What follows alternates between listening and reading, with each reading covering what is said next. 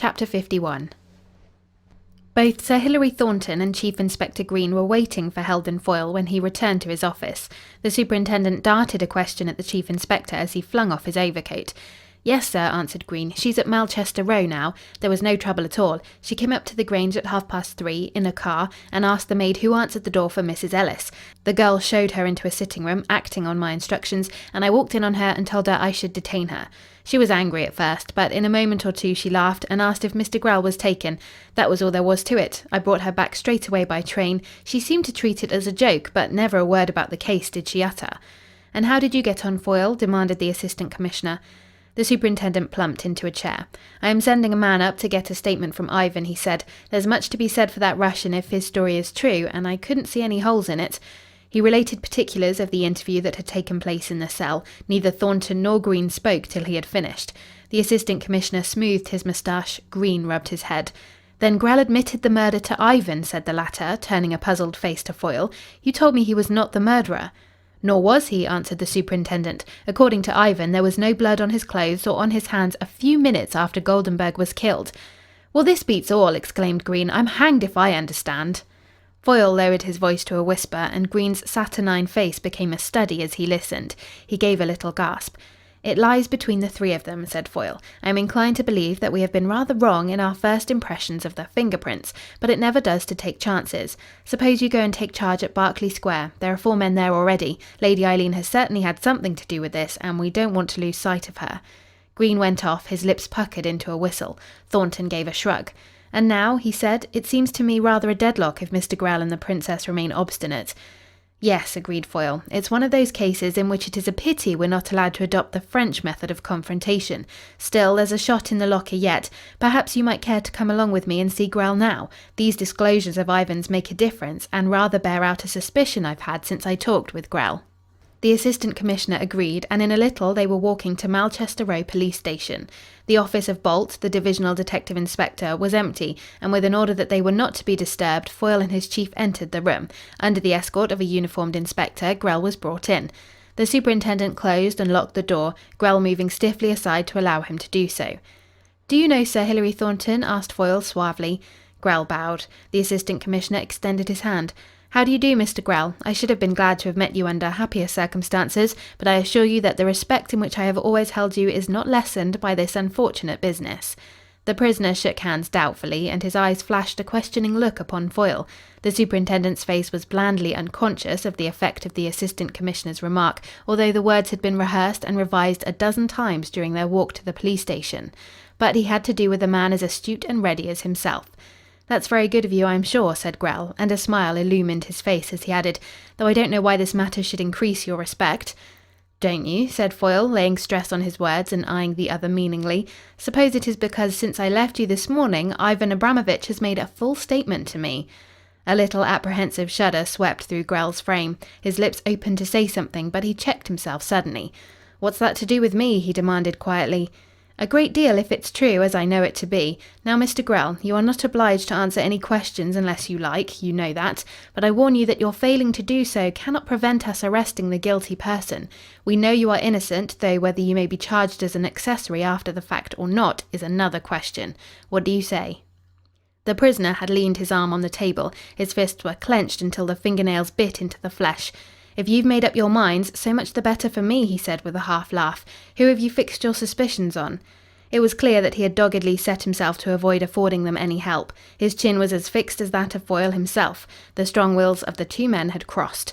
The superintendent felt all his fighting qualities rise. He was determined to break down the other's wall of imperturbability. He accepted Grell's silence as a challenge.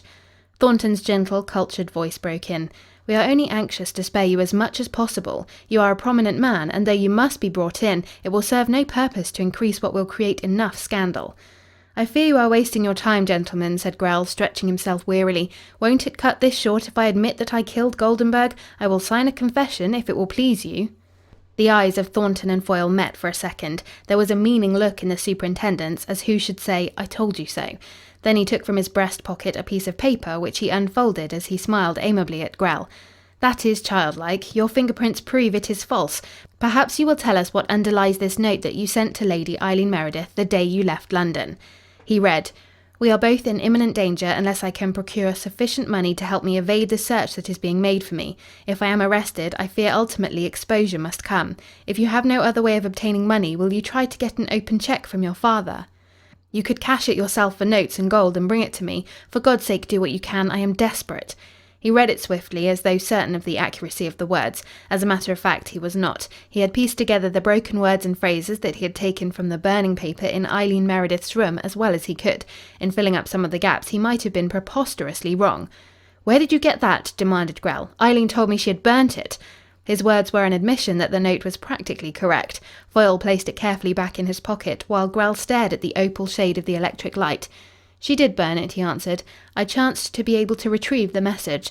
I feel certain that, however dire your necessity, you would not have written to her in that strain unless you had some strong reason. Who did you mean when you said both in imminent danger?" "Ivan and myself, of course." "Ivan was under arrest at that time. Nothing could avert the danger from him. And you say that you feared exposure if you were arrested. That, of course, meant that you would be unable to keep shielding the person you are shielding." A dangerous fury blazed in Grell's eyes, the fury of some splendid animal trapped and tormented, yet unable to escape from its tormentors. He glared savagely at the superintendent. "I am shielding no one," he declared. "You can, of course, make any answer you like. Suppose we go on to another point which perhaps you will have no objection to clearing up now.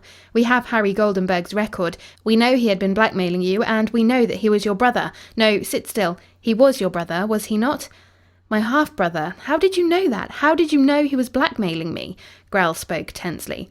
"Oh, simply enough. The likeness was one thing, and a hint I got from Ivan that he was a relative confirmed me in an opinion I had already formed by another fact, which I observed when I saw you at Dalehurst, that you had a similar walk. You will remember I asked you if he was a relative, but you would not answer. The supposition that you were being blackmailed was borne out by inquiries made for us by Pinkertons, which proved that Goldenburg had visited you several times and that he was always in funds after he left you, however low he might be before. I think it is a fair inference." "Quite fair." Grell's face was a little drawn, but he spoke quietly. "You are quite correct, Mr. Foyle. As you know so much, there can be little harm in enlightening you on that part of the story. I take it that you treat it as confidential." "Unless it becomes necessary to use it for official purposes, as evidence or otherwise," said Thornton before the superintendent could reply. "We cannot give an absolute pledge." Chapter 52. "Very well, I am content with that." The prisoner nursed his chin in his cupped hands and stared unseeingly at the distempered walls. "It began years ago, on a little farm in New Hampshire. That was my father's place. He died when I was 6 or 7, and my mother married again. The man was the father of Harry Goldenburg. I was 8 years old when Harry was born. 4 years later, my mother died, and when I was 16, I ran away from home. You will know something of my career since then. The newspapers have repeated it often enough. Office boy, journalist, traveller, stockbroker, politician. I was still young when I became a fairly well-known man. In the meantime, I had not seen nor heard anything of my brother, except that he had left the village when my stepfather died. In Vienna, some years ago, I became intimate with Lola Rochelle, the woman you know as the Princess Petrovska. She was a dancer then and had hosts of admirers among the young men about town. As a matter of plain fact, I believe she was employed by the Russian government for its own purposes, but of that I was never certain. Anyway, she entangled me, and I believe she really had an affection for me. It was during that time that I was fool enough to write her letters which she kept. Eventually, I went back to the United States. I became a state senator and became involved in politics. One day, I was in my hotel in Washington when I received a visit from my brother, Harry Goldenburg. I was in a way glad to see him, although he was practically a stranger. He impressed me favourably. Perhaps the fact that we were so alike physically had as much to do with it as his suave ways and gentle manners. Even at the time, I believe he was suspected by the police of being an astute swindler. Of that, of course, I was ignorant. He told me a story of a mail-order business he had established in Chicago which was doing great things, but which was hampered for lack of capital. Well, to cut the story short, I lent him $5,000. A month later, he wrote to me for $2,000 and got it. A few weeks after that, I read of a great fraud engineered in Central America, and there was a 3-column portrait in the paper of the man at the bottom of it, my brother. That opened my eyes. When next he came to me, he was audacious enough to do it within the year. I charged him with living by fraud. He laughed in my face and admitted it. When I threatened to call in the police, he merely shrugged his shoulders and asked what I thought of a flaming headline in the press: "Brother of Senator Grell held for big frauds." I could see it all just as he painted it. My political career was very dear to me just then. Such a thing would have killed it.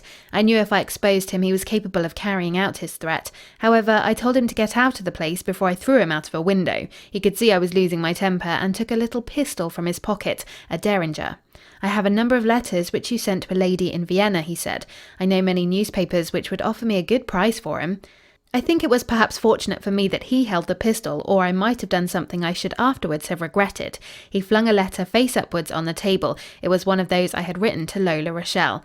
If he had the rest of the correspondence, and he swore that he had, it would have been deadly in the hands of an unscrupulous political opponent. As you know, electioneering in the States is rather different from what it is here. I was fool enough to pay him money on his promise to suppress them. He would not sell them outright. That was the beginning. After that, I never had a secure moment unless I was away on an exploring expedition.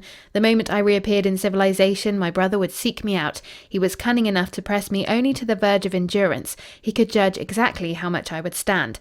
At last, however, I resolved not to yield another penny to his extortions. I cut loose from all my affairs in the United States and came to England. I thought I could fight him when I had reduced the stakes. I found, after all, that I had increased them, for I met Eileen, Lady Eileen Meredith. He paused. Neither of his two hearers said anything. An injudicious remark might break the thread of his thoughts. When I became engaged to her, Grell resumed, I knew that it would not be long before Goldenburg would see his chance. I set to work to find Lola, and discovered her as the Princess Petrovska. Then for the first time I learned that she had married Goldenburg, but she admitted that any affection she held for him had long since faded. They had parted a few weeks after the marriage, which they both seemed to regard somewhat cynically, and she had resumed her first husband's name. She admitted that she had helped him to blackmail me, but apparently she herself had handled little enough of the loot. She was vicious enough about it. I gave her a cheque and induced her to come to London. I had it in mind to stop this blackmail before I was married. As I expected, Goldenburg was not long in scenting profit. He descended on me ravenously. I told him that I would pay him £10,000 if he would put all the letters he possessed in my hands, but that I would not otherwise buy his silence. He could see that I was in earnest and asked for time to consider. I gave him till the night before my wedding. I said nothing of the Princess Petrovska. I knew that they would meet. One cannot be too scrupulous in dealing with a scoundrel, and she had her instructions to steal the letters from him if necessary, while pretending that she was only anxious to join forces with him in looting me. But all her efforts went for nothing. He recognised the value of her cooperation in the circumstances, but would give her no hint of the place where he had concealed the letters. Time drew on. You will know enough of her to recognise Lola as a clever, resolute woman. She made up her mind to accompany Goldenburg to his appointment with me as a last resort. It was to keep that appointment that I left Ralph Fairfield at the club the night before the wedding, the night of the murder. He breathed heavily. Thornton picked up a piece of paper and crumbled it nervously between his lean hands. Foyle, eager and alert, was leaning forward, anxious not to miss a word. A great deal of what had been obscure was being cleared up, but so far nothing that Grell had said but could be interpreted as a motive, and a singularly strong one, which might in other circumstances weave a hangman's rope about his own neck. "You did not want anyone to know that you were absent from the club," remarked Foyle. "Why?" "That was merely a matter of precaution. I wanted my interview with Goldenburg to be secret. I had given Goldenburg a note which would ensure his being shown to my study, and I was purposely a bit late for the appointment. I wanted to give the Princess Petrovska all the opportunities possible, but when I reached there it was clear to me that she had failed. He had not brought the letters with him. I got rid of the woman, and Goldenburg and I quarrelled. Then it was that I killed him." "And what of the other woman?" asked the superintendent. "What other woman?" "The veiled woman who was shown up to you by Ivan." "There was no other woman," said Grell, his lips tightening. "I have told you as much as I intend to." "Just as you like. I believe you have told the truth up to a point, Mr. Grell. It is fair to assume that a blackmailer of Goldenburg's calibre would have taken precautions lest you should fail to comply with his demands. Doesn't it appear a fair assumption that he might have taken steps to arrange the presence of the person most interested next to yourself? He probably never mentioned that he had done so until it was too late for you to stop her. I mean, Lady Eileen Meredith." The table crashed to the floor as Grell, the last remnants of his self-restraint gone, leapt to his feet. Sir Hilary Thornton sprang between the two men. Foyle also had risen, and though his face was impassive, the blue eyes were sparkling, and his fists were clenched. "You liar!" raved Grell. "How dare you bring her name into it?" "This excitement will not advance matters," said Foyle placidly. "Sit down for a little, Mr. Grell. You cannot prevent the inevitable." The tense muscles of the prisoner relaxed, and a shivering fit shook him from head to foot. He could see the blow that he had striven to avert falling while he stood impotent. He had taken every risk, made every sacrifice man could make to turn it aside. Now he had been told that he had failed. It was not easy to admit defeat. His debonair courage had gone. Sir Hilary Thornton laid a hand gently on his shoulder. "My dear Mr. Grell," he said, "I don't want to use the ordinary cant about duty and all the rest of it. We may sympathise with you. Personally, I admire the attitude you have taken, though perhaps I shouldn't say it. But our own feelings do not matter the toss of a button. Nothing you can do or say will swerve us from what we judge to be the interests of justice." "Let me alone for a little while," answered Grell dully. "I want to think." They sent him back to the detention room where, with the constable seated opposite to him, he was to spend the night. Foyle rested one arm on the mantelpiece and kicked the fire viciously into a blaze. "Ours is an ungrateful business, Sir Hilary," he grumbled, "but I've never come across a man who put so many difficulties in the way of being saved from the gallows as Mr. Robert Grell." Thornton took a long breath that was almost a sigh. "Poor chap," he said reflectively. "Poor chap." And then after an interval, "Poor girl. Couldn't you have dropped a hint, Foyle?" The introduction of sentiment into business was a folly that Heldon Foyle seldom permitted himself. With a shrug, he pulled himself together. He shook his head. "We've got to be more certain yet. I daren't tell him too much, for my idea may prove to be wrong.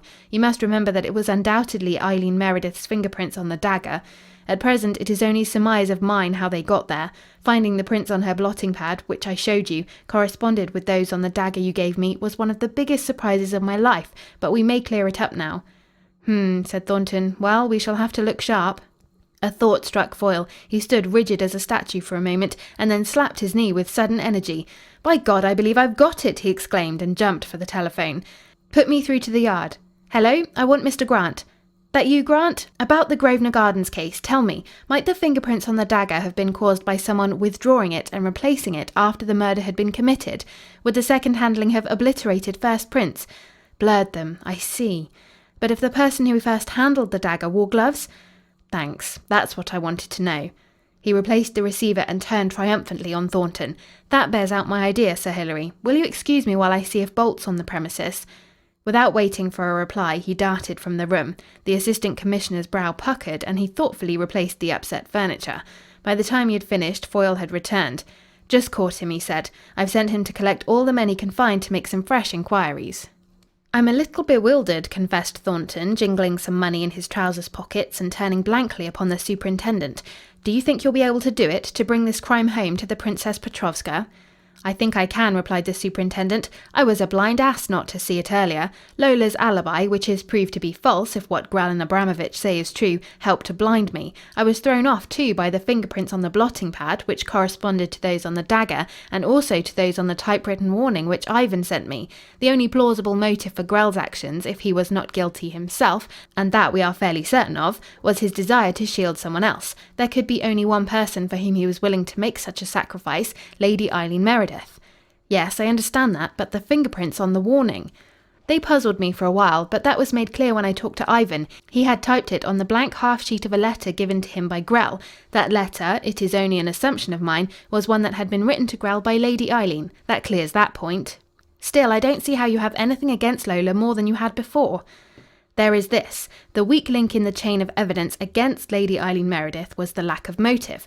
That was why I did not have her arrested immediately I found that it was her fingerprints upon the dagger. The strongest point against the princess is the motive. She was married to Goldenburg, but was not on the best of terms with him. She was bought by Grell to play the part of Delilah to the blackmailer. My theory is this. Bear in mind that it is only a theory at the moment. Grell, for some reason, left her alone with Goldenburg in his study. There was a quarrel, and she stabbed him. It must have been all over in a few seconds, and there was no outcry. You'll remember that the body was found on a couch in a recess, and you may have noted that curtains could be drawn across to shield it from the rest of the room. Petrovska may have drawn the curtains and slipped away before Grell returned. She is a woman of nerve, and would at once set about manufacturing an alibi." "All this is very ingenious, Foyle," remarked Thornton, "but I don't know that it sounds altogether convincing to me." "It is pure surmise, Sir Hilary. Its chief merit is that it fits the facts. Of course, Lady Eileen may be the murderess after all. I am only working out an alternative. To carry it on a bit further, when Lady Eileen came, Ivan showed her up to the room. No one answered his knock. She went in and shut the door after her. It is my idea that there was no one in there when she discovered the dead man. She was dumbfounded at first, and probably the body being in the shade did not permit her to see the face clearly. She placed her hand on the hilt of the dagger, intending to withdraw it, but could not bring herself to use the necessary force." "Why didn't she call out?" demanded Thornton. "It seems to me there is no accounting for actions arising out of sudden emotions. Lady Eileen Meredith is as extraordinary a woman in her way as the Princess Petrovska in hers. She had found a man murdered in her lover's study, and she may have had a shrewd idea of the reason why she was summoned there. You follow me? Probably as she stood there, hesitating what to do, Grell returned. I think it likely that he stood by the door, took in the situation quietly, and stole away with the impression that she had killed Goldenburg. If she was bending over the dead man, that was what he might naturally think. It is likely that he would make up his mind in an instant. To him, the fact that she had raised no outcry would be significant of her guilt. She, let us suppose, stole away, having made no attempt to examine the body closely, and not daring to summon anyone, for fear that Grell should prove to be the murderer. He watched her go, already determined to destroy the scent by taking the blame on his own shoulders. By the time she reached her own home, reflection had shown her that there was one possible chance that Grell might not be guilty. She rang up the St. Germans Club and asked for him. Fairfield answered, declaring that his friend was in the club but busy, too busy to talk to the girl he was to marry next day, mark you. It is idle to suppose that she did not appreciate the excuse as a flimsy one manufactured perhaps for the purpose of an alibi. She must have gone to bed filled with foreboding. All this is hypothesis. I am supposing that she never closely inspected the features of the dead man. The next morning she is informed that Grell was the victim. At once the lie that Fairfield told her assumed a new aspect. She denounced him as the murderer. She dared not say that she was the first to discover the body, for that would have meant revealing that she knew he was being blackmailed. Then the Princess Petrovska paid her a visit and told her that Grell was not dead but in hiding. There was nothing for it, in default of any explanation, but to revert to the thought that he was the murderer. She went to extreme lengths to help him, even to forgery. She believes him guilty still. He believes her guilty. "But Petrovska?" objected Thornton. "I was coming to that. She is a clever woman. When Grell got in touch with her the following day, she may have had many reasons for assisting him. She most likely had a shrewd idea of the situation and resolved to profit by it to avert suspicion. While Grell was suspected, she would be safe. But it may have occurred to her that if we laid our hands on him and he told us anything, we might get on her track. Suppose that to be so, it is not difficult to see why she should take a prominent part in assisting him. She would still have a certain amount of money, for he paid her to come to England, and she, as we know, would stand at nothing." "It all sounds very interesting," commented the Assistant Commissioner, "but it looks to me as though it may be a tough proposition to get evidence bearing it out." Foyle pulled out his watch. "My idea may all tumble to pieces as soon as a test is applied. I can't pretend to be infallible, but we can try. I am going back to Scotland Yard now, sir. It is 10 o'clock. I expect to be at it all night. Are you coming back?" "No, I don't think I can be of any assistance to you. I shall be glad if your theory does come out all right this time. The alternative suspicions are horrible. Good night, Mr. Foyle." Chapter 53. With his mind revolving the strength and weakness of his theory, Heldon Foyle returned to Scotland Yard. He paused for a moment at the door of the night inspector's room. "Anything for me, Slack?" he asked. "Has Mr. Bolt come in? Ah, there you are, Bolt. Come down to my room." He led the way down the green corridor, the divisional inspector following. "Well?" asked the superintendent sharply as he seated himself in the office. "I have seen the manager, a hall porter, and a chambermaid at the Palatial, sir. They repeat what they said in their statements before. The princess left the hotel at about 10 o'clock. No one can fix the time precisely, but it was certainly not before 10. She made up her mind very suddenly, the manager tells me." Foyle was rummaging with some papers. "Thanks very much, Bolt. Stand by in case I want you. Tell Slack if he hears from Mr. Green to ask him to leave things and come up to me." He concentrated himself on the neat bundle of documents in front of him and gave his mind with complete detachment to the study of several of them. The investigation had narrowed itself. Whoever was guilty was in his hands. The choice lay between Robert Grell, Lady Eileen Meredith, and the Princess Petrovska. The reconstruction of the crime for the benefit of the Assistant Commissioner Foyle had purposely made provisional, but he was becoming more than ever convinced in his own mind that, in spite of appearances, Lola was the person at the bottom of the matter. She had left the Palatial about 10. If, he argued, she had left Grosvenor Gardens immediately after the murder, it would have been possible for her to get to the Palatial by that time and to immediately make arrangements to leave. But for all that his intuition told him he was right, he could see no way of fixing the guilt on her. He placed the dossier back in a drawer and, lighting a cigar, paced up and down the room, puffing furiously. Half an hour after midnight, Green came in. "Yes, it's worth trying," soliloquized Foyle aloud. "What is, sir?" asked the chief inspector, stopping with his hand on the door handle. "Ah, Green, I was just thinking aloud. Everything all right in Berkeley Square?" "Everything quiet, sir." "Well, things have been happening since I last saw you. I want your opinion. Sit down and listen to this." Green selected a comfortable armchair by the desk while the superintendent went over his interview with Grell. The chief inspector made no comments until the story was finished. Then he sat in silent thought for a while. "I've got faith in your idea, sir," he admitted at last. "It's likely to be right as anything, but I am doubtful if we shall be able to get any admission from the princess." "One never knows," retorted Foyle. "She's not under arrest yet, only detained. We're entitled to ask her questions to see if she can clear herself. But our best chance is to take her off her guard. We might go along and wake her out of her sleep now and chance it." The Princess Petrovska had been allotted a couch in the matron's room of Malchester Row police station, partly to spare her the ignominy of a cell, partly to ensure that she should be under constant supervision. Her sleep was troubled, and she woke with a start when the matron roused her. "You must dress at once. Some gentlemen are waiting to see you." "Waiting to see me? Who are they?" she asked. Her nerves were still quivering, but her voice was steady and her face composed. The matron had received her instructions. "I don't know who they are," she replied, in a tone that did not invite further questioning. Lola, for all her iron will, found her mind dealing with all sorts of possibilities as she dressed herself mechanically. It was not for nothing that Foyle had chosen that hour for his visit. The sudden summons at such an hour, amid unusual surroundings, and the speculation as to what it would be for, had upset the woman's balance. She was taken by the matron into the same room where Grell had been questioned an hour before. Foyle and Green sat at the table, and, to her imagination, there was something of judges in their attitude. A chair had been placed at the other side of the table facing them, and the lights were so arranged that while her face would be fully illuminated, theirs would remain in the shadow. "Sit down, will you?" said Foyle suavely when the matron had gone, closing the door behind her. "We're sorry to trouble you at this hour, but matters of urgency have arisen." She strove to read their faces as she seated herself, but the light baffled her. "I am quite at your disposal, Mr. Foyle," she said, hiding her uneasiness under an appearance of flippancy. "What do you want?" The superintendent balanced a pen between his fingers. "Mr. Green has already explained that you are not under arrest," he said, in a quiet, cold voice. "We are detaining you. Whether you will be the subject of a grave charge depends upon your answers to the questions we shall put to you. You must clearly understand, however, that you are not bound to answer." "That sounds serious," she laughed. "Go on, Mr. Foyle, put your questions." "Very well. Do you still deny that you visited Mr. Grell's house on the night that the murder took place? I think it fair to tell you that we have had statements both from Ivan Abramovich and Mr. Grell that you were there." He eyed her sternly. She made an expressive gesture with her white hands, and her rings sparkled in the electric light. "I'll not dispute it in the circumstances." "You went there with Harry Goldenburg, your husband, in connection with a scheme of blackmail he had conceived. You were to get certain letters from him for Mr. Grell if you could." She bowed. "You are correct, as usual." "Mr. Grell left the room for some reason, and during his absence you had an altercation with Goldenburg." One slender hand resting on the table opened and clenched. She contemplated her fingernails absently. "Oh no," she said blandly. "We were always on the most amicable terms." Foyle leaned over the table, his face set and stern, and gripped her tightly by the wrist. "Do you realise," he demanded, and his voice was fierce, almost theatrical in its intensity, "that you left your fingerprints on the hilt of the dagger with which you killed that man, indisputable evidence that will convict you?"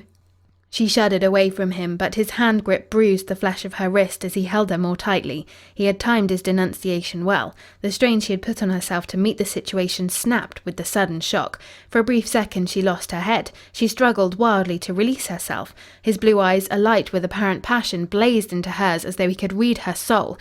"I never left fingerprints," she exclaimed wildly. "I wore gloves. Oh, my God!" The superintendent's hand opened. The storm of passion on his face died down. The woman, now with a full realization of what her panic had done, was staring at him in an ecstasy of terror. Green was writing furiously. It was Foyle who broke the stillness that followed. "That will do, I think," he said in an ordinary tone of voice, as though resuming a dropped conversation. "Have you got that down, Green? Mrs. Goldenburg," he gave her her real name, "you will be charged with the willful murder of your husband. It is my duty to warn you that anything you say may be taken down in writing and used as evidence against you." A hysterical laugh came from the woman's lips. She flung her hands above her head and went down in a heap, while shriek after shriek of wild, uncanny laughter echoed in the room. Chapter 54. The blaze of electric lights under their opal shades in Heldon Foyle's office became dim before the growing of the dawn. The superintendent, a cigar between his lips, was working methodically over half a dozen piles of papers. At the other side of the table, Green puffed furiously at an old briar as he compiled from the documents Foyle handed him a fresh list of witnesses, and their statements to be submitted to the Treasury solicitors. All night the two men had toiled without consciousness of fatigue. Their jigsaw puzzle was at last righting itself. The fragments of the picture had begun to shape clearly. Their efforts had at last been justified. That alone would be their reward. The trial would show little of the labour that the case had cost, only the result. The hard labour of many scores of men would never be handled outside the walls of Scotland Yard. They had nothing to do with the guilt or innocence of the Princess Petrovska. When the case was handed over to the Treasury, it would be entirely straightened out, and it would be for them to present the simple issue to the judge and jury at the Old Bailey. Foyle flung away the remnant of his cigar and drew out his watch. It was 9 o'clock. Sir Hilary Thornton, who had heard of the woman's confession by telephone, might be expected at any moment. "That ought to do, Green," said the superintendent as he strung tape round the discarded bundles. "We'll have the lady brought up at the afternoon sitting of the court. That'll give us time to talk it over with the people from the Treasury. Yes, what is it?" A man had tapped and opened the door. Before he could reply, a slim figure pushed by him. Green rose to his feet and hastily pushed his pipe into his pocket. Foyle raised his eyebrows and stood up more slowly. Lady Eileen Meredith confronted them with wild eyes and pallid face. She swayed a trifle, and the chief inspector with a quick movement placed his arm round her waist and helped her to a chair.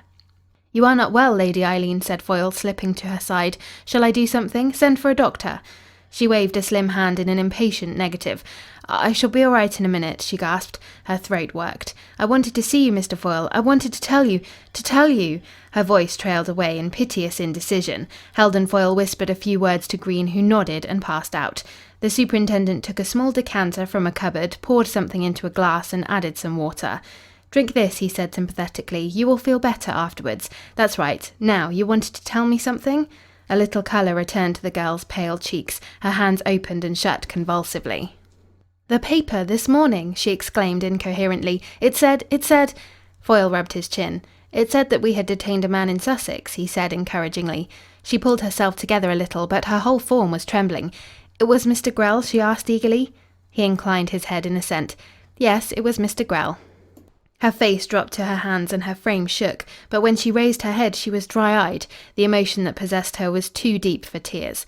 She gazed in a kind of stupor at the immobile face of the detective. "You have made a ghastly mistake," she said, and her voice was level and dull. "Mr. Grell had nothing to do with the murder. I killed that man. I have come here today to give myself up." A twinkle of amusement shot into the blue eyes of Heldon Foyle. The girl, oblivious to all save the misery that enwrapped her, noticed nothing of his amusement. But his next words aroused her. "That's curious," he said slowly. "Very curious. You are the third person to confess to the murder. Really, I don't believe you can all be guilty." She stared at him in dumb amazement. Her tortured mind was slow to accept a new idea. "The third?" she echoed mechanically. "Yes, the third. The others are Mr. Robert Grell and the woman you know as the Princess Petrovska, who, in our police jargon, would be described as alias Lola Rochelle, alias Lola Goldenburg." He smiled down at her as she turned her bewildered face towards him. "So you see, there is no great need to alarm yourself. The mystery is all but cleared up. If you will permit me, my dear young lady, I should like to congratulate you." But... She struggled for words. Foyle seated himself and, picking up a pen, beat a regular tattoo on his blotting pad. He went on, unheeding the girl's interruption. "I won't deny that if you had told me you killed Harry Goldenburg a day or two ago, I might have believed you and it might have made things awkward. But there is now no question of that. We know now that it was neither you nor Mr. Grell. If you had told us the real facts at first, so far as you were concerned, it would have simplified matters. However, there is no reason why you shouldn't do so now." The warm blood had suffused her cheeks. She had risen from her seat, unable at first to comprehend the full meaning of it all. "I cannot understand," she exclaimed. "You will presently. Now, if you don't mind, sit down quietly and tell me in your own way exactly what happened on the night this man was killed. Take your own time. I shall not interrupt." A lurking fear at the back of the girl's mind that he was trying by some subtle means to entrap her into an admission that would implicate Grell disappeared. He dropped his pen. She searched the square face but could see nothing behind the mask of smiling good nature. Her own curiosity was alight, but she sternly suppressed it. "You know about the letter?" she asked. "The letter I got from Goldenburg?" He shook his head. "Assume that I know nothing. Begin at the beginning." "Well, that was the beginning. I did not know it was from Goldenburg then, for it was unsigned, and both the address and the note itself were in typewriting. It was delivered by an express messenger. It said that the writer had something of importance affecting my future happiness to say to me, and that I could learn what it was by calling at Mr. Grell's house about 10. The writer advised me to keep my visit as secret as possible." "Ah, what time did you get the note?" "I am not quite sure. It was about 9:30 or 9:45. "Very neatly timed to prevent you making inquiries beforehand. Go on." "I was perhaps a little frightened, and the note piqued my curiosity. The quickest way to learn what was wrong seemed to me to follow the writer's instructions. I went to Grosvenor Gardens, where I was apparently expected, for a manservant let me in and took me to Mr. Grell's study. I walked in by myself, not permitting him to announce me. The room was in semi-darkness, but I could make out a figure on a couch at the other end of the room. I walked over to it. The face was in shadow, and not until I was quite close could I see the stain on the shirt front. It took me a few moments to realize that the man was dead. Then I wanted to scream, to call out for help, but I could not. It was all too terrible, horrible, like a ghastly dream. Gradually my wits and my senses returned to me. It came into my mind like a flash that the letter I had received hinted at blackmail. I could not see the dead man's face." Her voice died away, and she looked a little hesitatingly at the superintendent. He nodded encouragingly. "Don't be afraid, Lady Eileen. You had found a dead man in Mr. Grell's house, a man whom you suspected of blackmailing your fiancée. You not unnaturally thought that he had been killed by Mr. Grell." "Yes." She was speaking in a lower key now. "I feared that Mr. Grell, in an excess of passion, had killed him. What was I to think?" She made a gesture of helplessness with her hands. "My brain was in a whirl, but I seemed to see things clearly enough. I dared not raise an alarm, for I recognized that my evidence, as far as it went, would be deadly against the man I loved. I laid my hand on the dagger to withdraw it, but at that moment I heard the door behind me open and close quickly. I turned, but not sharply enough to see who the intruder was. Then the idea came to me that I must get quietly out of the place. So far as I knew, I was the only person who could guess that Mr. Grell had been blackmailed, and so supply a motive for the crime. I slipped downstairs and went home. You will understand my state of mind. At about 11 o'clock I thought of a possible chance of speaking to Mr. Grell. I rang up his club. Sir Ralph Fairfield answered. He assured me that Mr. Grell had been there all the evening, but was too busy to speak to me. I was unspeakably relieved. Then, in the morning, he, Sir Ralph Fairfield, came to see me. I partly guessed his mission, but the full shock came when he told me that it was Mr. Grell who was murdered. I think I must have been mad at the time. I said nothing about my own discovery. If Mr. Grell had been blackmailed, I did not want any details to come out. Besides, it seemed obvious to me that Fairfield had said Grell was at the club in order to shield himself. She flushed slightly. I knew Sir Ralph loved me. I thought he was guilty and denounced him. I continued to believe that until the Princess Petrovska came to me with a note from Mr. Grell bidding me trust her. I gave her my jewels, and she told me he could communicate with me by cipher.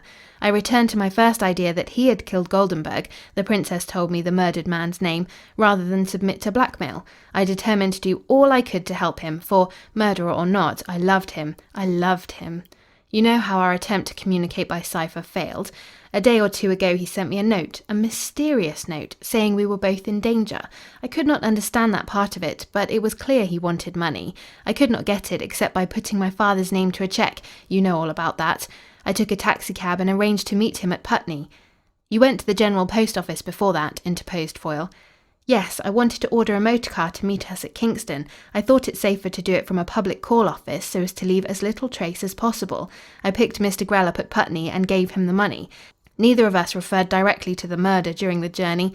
He told me that he was making for his place in Sussex, and should there make a plan for getting out of the country. He argued that the less I knew of the details, the better. A reasonable feeling under the circumstances, murmured Foyle, and then with a smile, Your fingerprints on the dagger have been partly responsible for a lot of bother, Lady Eileen, if you had followed my advice at first. But it's no use harping on that. You have believed Mr. Grell to be the murderer, I suppose, and made your own confession to shield him. I don't know that I oughtn't to congratulate you both, for he has certainly made enormous sacrifices and taken enormous risks to shield you. To shield me? Her astonishment was palpable. To shield you. He had at least as much reason, if you'll forgive me saying so, to believe you guilty as you had to think he was a murderer. It was he, if my guess is correct, who opened the door while you were stooping over the murdered man. He must have jumped to the conclusion that you had, at that moment, killed the man, and took his own way of diverting suspicion from you. That is the only explanation that appears plausible to me. A new light of happiness was in her grey eyes, and she smiled. The direct common sense of the detective had brought home to her the motive for the portion of the mystery that, until that moment, had perplexed her. Robert Grell had laid down everything for her sake, and she had never thought, never dreamed. The voice of Foyle, apparently distant and far away, broke in on her thoughts. I have sent for Mr. Grell. He will be here shortly. There is still some light that he may be disposed to throw on the affair, now. Meanwhile, if you do not object, I should like to have the statement you have just made put in writing. I will have a shorthand writer in and place this room at your disposal." She murmured some words of assent and he disappeared. In a few minutes he returned with one of the junior men of the CID, who carried a reporter's notebook in one hand and a pencil in the other. Heldon Foyle strolled away to Sir Hilary Thornton's room. The Assistant Commissioner was just hanging up his overcoat. He turned quickly and held out his hand to the superintendent. "Congratulations, Foyle. I hear it's all plain sailing now. Come and tell me all about it." Chapter 55. For 10 minutes, the two heads of the Detective Service of London were in conference. Then there was an interruption. The door was pulled open without any preliminary knock, and Chief Inspector Green strode swiftly in, with Robert Grell at his heels. Both men were plainly stirred by some suppressed excitement. Green laid a note down in front of Foyle. "Petrovska has killed herself," he exclaimed. "The matron found her poisoned in her cell a minute or so after I reached Malchester Row. There was poison in one of her rings. She left this letter addressed to you." "Ah." There was no betrayal of astonishment or any other emotion in the superintendent's tone. He fingered the letter carelessly. "Won't you sit down, Mr. Grell? No doubt you'll excuse us for a moment. Sit down, Green." He tore open the letter and glanced over the neat, delicate handwriting. Thornton was leaning eagerly across the table. "A confession?" he asked. "Yes, a confession," he replied. "Shall I read it aloud?" His eyes rested for an instant on Robert Grell. "You may care to hear it," he added. "Go on," said Thornton. Foyle spread the sheets on the table in front of him and began to read in a steady, expressionless tone. "Heldon Foyle, Esquire, Superintendent, CID, New Scotland Yard, S.W. Sir, it would be futile, after what happened this morning, to dispute any longer the correctness of the conclusions you have come to. I killed Harry Goldenburg, and there is no need for any cant about repentance. He deserved all he got. As for myself, I was fool enough to step into a trap, and there is only one way out. I ought to have beaten you, but as I failed, it may interest you to know the bare facts. Goldenburg was, as you guessed, my husband, though it was long since we had lived together. Before I met him, however, I had become acquainted with Mr. Grell. I think it was in Vienna. I was on the stage there and had a circle of admirers, of whom he became one. Whether you believe it or not, I assure you, on the word of a dying woman, there was nothing harmful in our intimacy. But letters passed, and his I kept. He disappeared out of my life after a while, and ultimately I met Goldenburg. We were both living on our wits. I, of course, could not fail to be struck by his astonishing likeness to Mr. Grell, and he told me eventually of their relationship. There is no use beating about the bush. Other people than Grell had written to me in the old days, and I had my own methods of forcing them to keep me silent. In plain words, a great part of my living was by blackmail, but I naturally acted very delicately. Harry Goldenburg wormed his way into my confidence, and it occurred to me that such a man would be an invaluable ally. We worked together for a while. I forgot to say we had been married, and I entrusted him with all the letters I had, including Grell's. Even the keenest woman will be a fool sometimes. You will guess what happened. He saw no need to share his plunder with me, and he left me. There was no open quarrel, but I determined that some day I would get even. But on the few occasions we met afterwards, I preserved a friendly attitude. I even helped him in certain affairs. Then there came the time when Mr. Grell sought me out and paid me to attempt to recover his letters. I jumped at the chance, for, apart from the money, it seemed a fine opportunity to score off Goldenburg. I hadn't much difficulty in getting in touch with him when he reached London. He thought, and I encouraged the thought, that like himself I had been attracted here by the prospect of bleeding Grell on the eve of his marriage. I proposed a business partnership, and he, probably laughing in his sleeve, agreed. He had no intention of paying me my share, but he thought I might be useful in case the threat of publishing the letters might not be enough. But I never got the letters, although I used every means that occurred to me. I even suggested that he should entrust them to me so that I might try to extort money by their means from Lady Eileen Meredith. He would have none of it. I changed my ground and arranged to accompany him on what was to be the final decisive interview with Grell on his wedding eve. I said little during the preliminary talk. Both men were firm. Goldenburg declared that he would not give up the letters entirely. Grell was equally determined not to pay unless they were given to him. When I at length broke into the conversation, I asked Grell for the letters I had written to him. I wanted to get him out of the room. He must have understood my look, for he at once said he had burnt them, but would make sure. He left the room. As soon as he was gone, I played my final card with Goldenburg. I knew that the time had gone by for finesse. I told him that unless he gave up the letters, I would suggest to Grell that he should declare them forgeries, and that I would bear him out. I think even Goldenburg was taken aback, for the revelation that I was playing double came as a shock to him. He laughed at me at first, but I could see that he had lost his temper. Then he swore at me for a Jezebel and half rose as though he would strike me, but I was first. There was a dagger on the mantelpiece. For a moment I saw red. When I was again capable of thought, I saw Goldenburg lying on the couch, motionless, and I knew what I had done. I struggled to get a grip on myself. At any moment Grell might return. I could not be sure of what he might do, and my whole idea was to save myself at any cost. Goldenburg had fallen back on the couch. I had taken 2 steps to the door when there was a sound outside. I drew back behind a curtain, expecting Grell. Instead of that, a woman came in. She was heavily veiled, and though I did not know her then, I was positive it was Lady Eileen Meredith, for Goldenburg had hinted at some such dramatic surprise if Grell did not come to terms. I saw her stoop over the murdered man, and then Grell opened the door. He stared for a second, and then closed the door again just as Lady Eileen looked up. To him it must have appeared that she had killed the man. I expected her to scream, but she did nothing of the sort. She went out, closing the door softly. I followed her within a minute or so, for I began to have an idea how things might be turned to my advantage. I went straight back to my hotel and made arrangements to secure a sort of alibi. But I wanted to know how things were going. I had told Grell that if it became necessary to write me under cover, he might do so at the Poste Restante, Folkestone. There it was I heard before I returned to London. He declared that he had killed Goldenburg, a statement I had the best of reasons for knowing was false. But it left me with an easier mind. I had no wish that he should be questioned by the police, for that might have given rise to questions as to why I was at the house and how I left. That was why I helped him by every means in my power. I think now it would have been perfectly easy for me to have disappeared without raising more than a fleeting suspicion in anyone's mind, but we cannot foresee everything.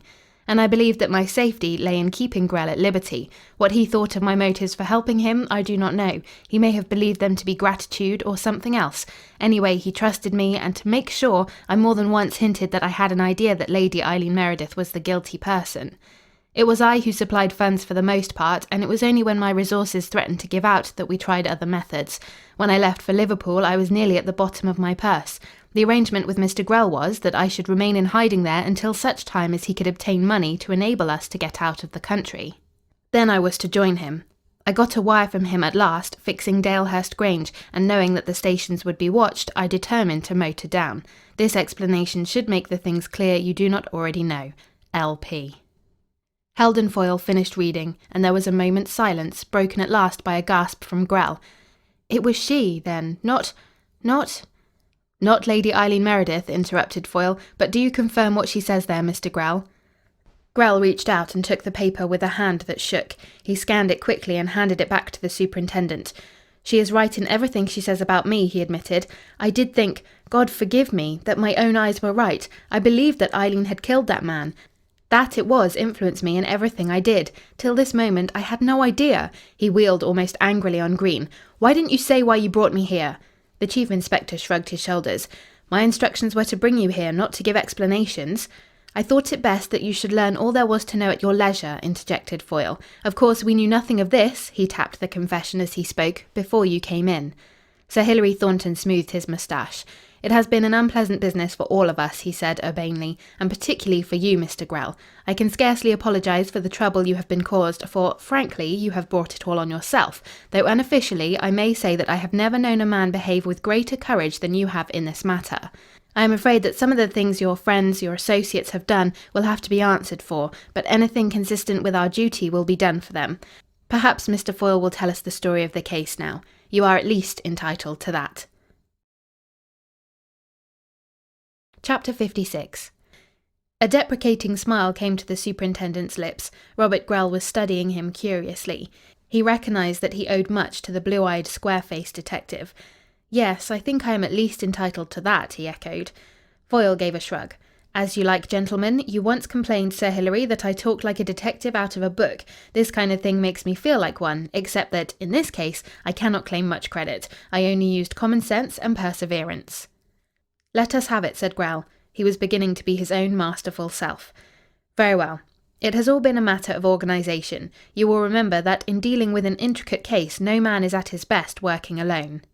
However able or brilliant a detective is, he cannot systematically bring off successful coups single-handed, outside a novel. He is a wheel in a machine. Or perhaps a better way to put it would be to say he is a unit in an army. He is almost helpless alone.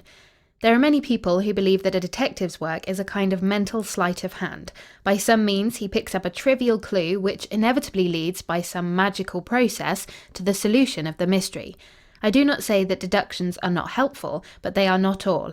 A great writer once compared the science of detection to a game of cards, and the comparison is very accurate. A good player can judge, with reasonable certainty, the cards in the hands of each of his opponents, but he can never be absolutely certain, especially when he is unacquainted with his opponent's methods of play.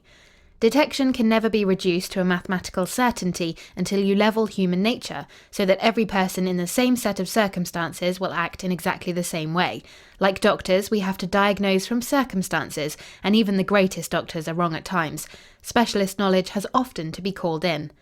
When this case commenced, specialist knowledge had to be enlisted to fix our facts, and the one general difficulty which arose, as always, was that we did not know which facts might prove important. As an instance, I may say that the fingerprints on the dagger were wholly misleading and might have brought about a miscarriage of justice. It was necessary that we should collect every fact we could about the murder, whether great or small. That was one phase for the investigation where organisation was necessary. A man working alone would have taken months, perhaps years, in this preliminary work. Then luck favoured us. Our records, collected of course by organisation, contained a portrait of a man strikingly like you, he nodded to Grell, and a comparison of fingerprints told us that the dead man was not you, but Harry Goldenburg. Previously, the time of the murder had been fixed by Professor Harding as between 10 and 12. It was our business to find out who had been with Harry Goldenburg at that time. Among those persons was the guilty one. "I can't see how that helped you at all," said Grell, his brows bent. "In this way, and as a negative test. The alibi is a commonplace of the criminal courts. Every person on whom clues might ultimately rest would be eliminated from the investigation if it could be proved beyond doubt that they were elsewhere at the time. You must remember that we had not only to find the murderer, but to produce evidence that would satisfy a jury that we were right. But we worked, first of all, from such main facts as we had. You were missing, Ivan was missing, a mysterious veiled woman was missing, there was the pearl necklace that you had bought as a wedding present for Lady Eileen, there was the strange dagger used in the murder, there was the miniature of Lola on the dead man. These were the chief heads. There were scores of minor things to be dealt with. The matter was complicated, too, by the dead man's clothes. In the pockets there were your personal belongings. A natural but erroneous assumption was that they were your clothes. There is not much scope for individuality in evening dress. I confess I was misled and puzzled at first, but a little thought afforded the explanation, and, in fact, it would have been cleared up automatically in any event by the examination of the garments.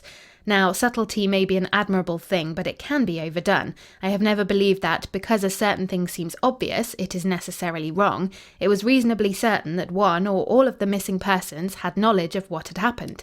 It was extremely probable that one of them was guilty. Our starting point was to find them. That was where organisation came in.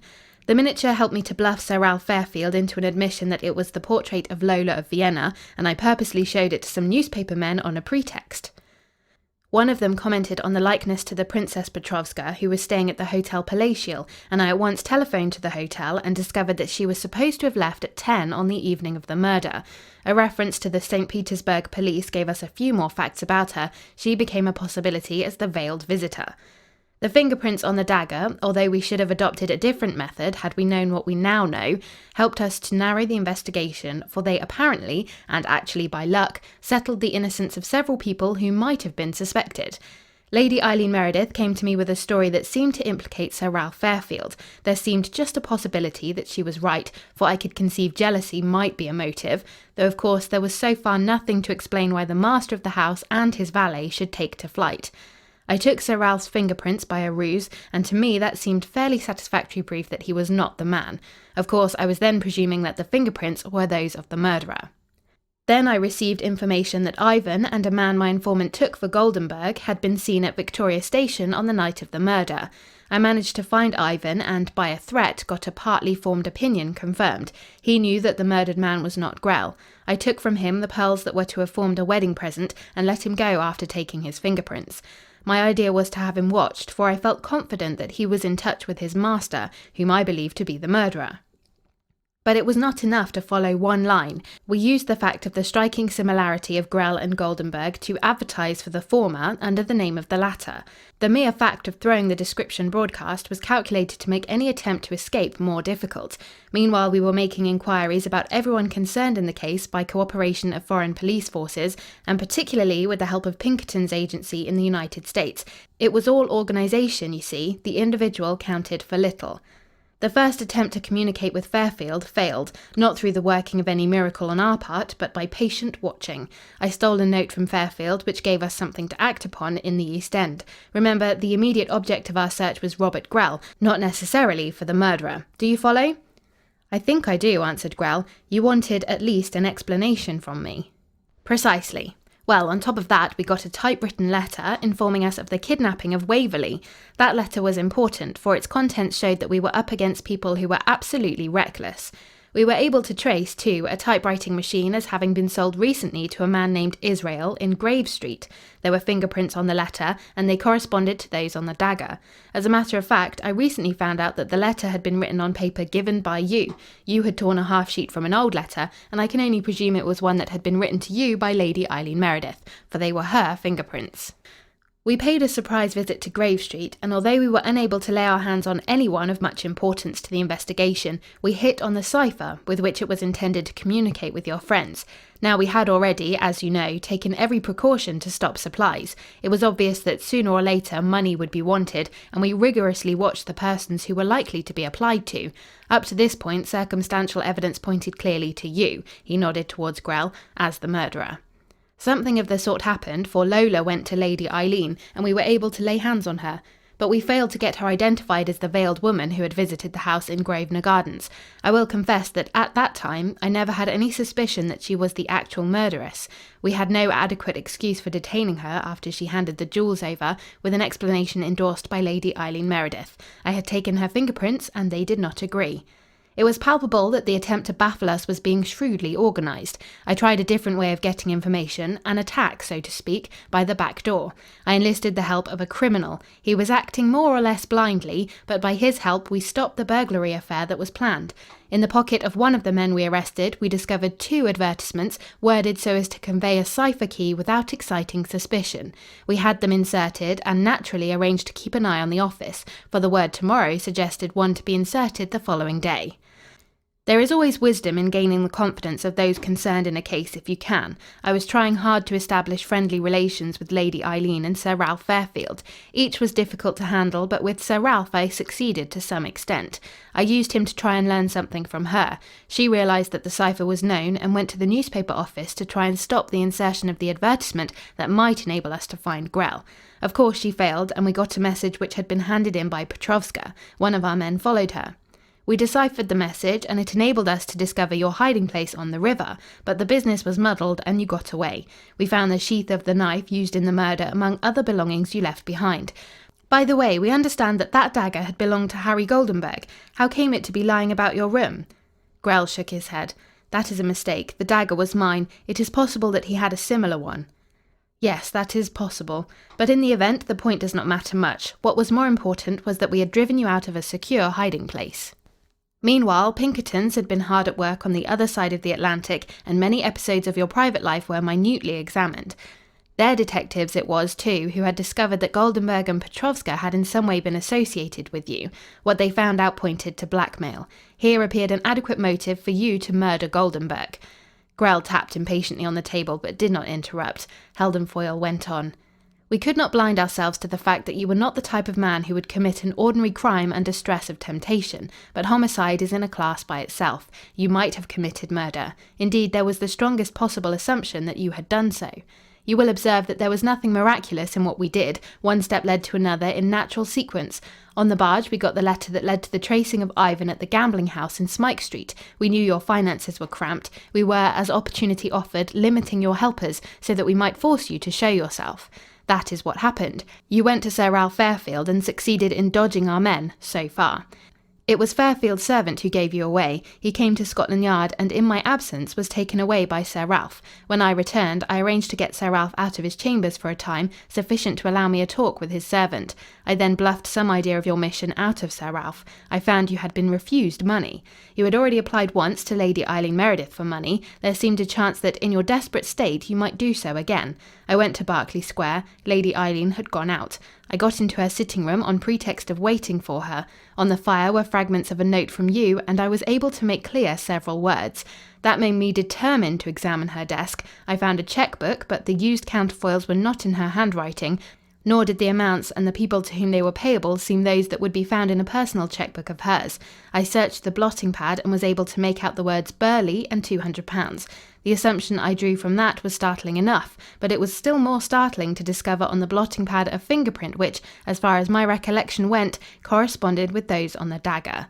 Up to that moment, the possibility that Lady Eileen might be the guilty person had not occurred to me, but now a rearrangement of the circumstances, apart from the fingerprint, began to throw a new light on the matter. It would explain much if you, Mr. Grell, were shielding Lady Eileen.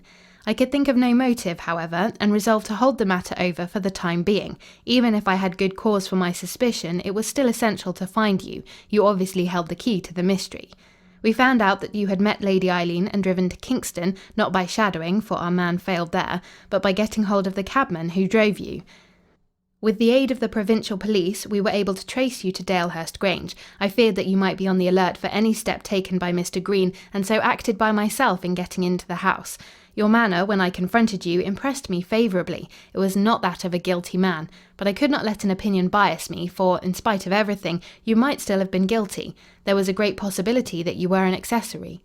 One thing struck me. Your walk was uncommonly like that of Harry Goldenburg. Now, people may be uncommonly like each other in face and figure and be unrelated, but I have noticed often that little peculiarities of gait run through a family.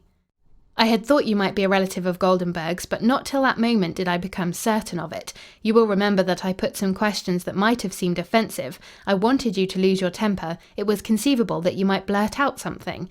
I found it very difficult to place Petrovska. While you were asleep, I thought the matter over and formed a hypothesis. I put several questions to you later and found that a woman had visited your house with Goldenburg. That was Lola Petrovska. Now, if she was not the veiled woman who came later, who was?